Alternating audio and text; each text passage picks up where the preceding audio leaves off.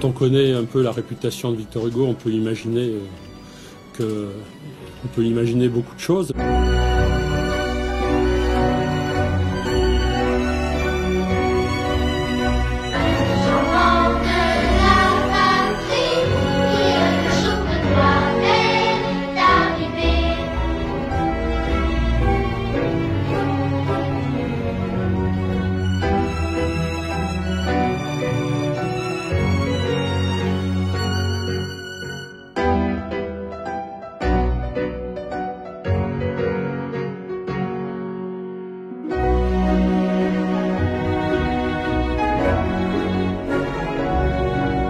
C'est pas non plus très commun qu'il y ait une passionnariat aussi jusqu'au boutiste que Louise Michel, aussi véhémente, que d'avoir des relations constantes avec un homme politique parlementaire, qu'elle exhorte d'ailleurs très souvent à quitter le parlementarisme pour se joindre avec les révoltés.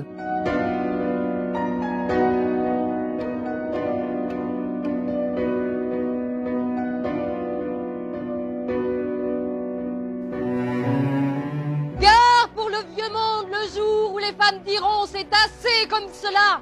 Prenons donc notre place sans la mendier. Les droits politiques sont déjà morts. L'instruction égale. Le travail rétribué à part égale. De manière à ne pas rendre la prostitution le seul état lucratif des femmes.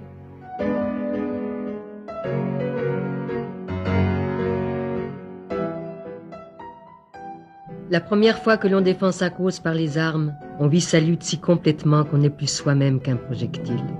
Nous pensions mourir pour la liberté. On était comme soulevés de terre.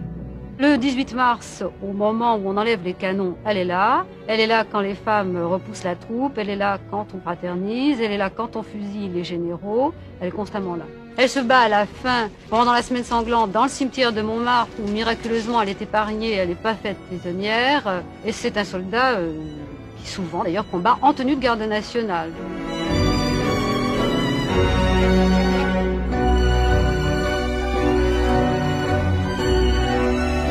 Elle maniait les mots vraiment comme des pistolets.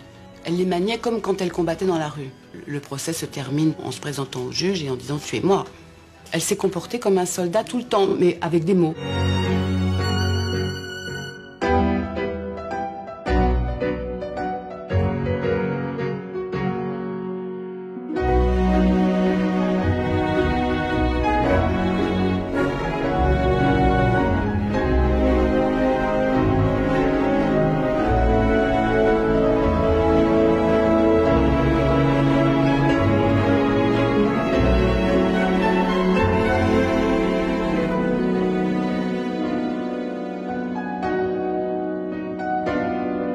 La seule lettre que nous ayons d'elle de cette époque, c'est une lettre où elle demande à Victor Hugo quelques subsides pour venir au secours des veuves et des orphelins chassés par la révolte kanak.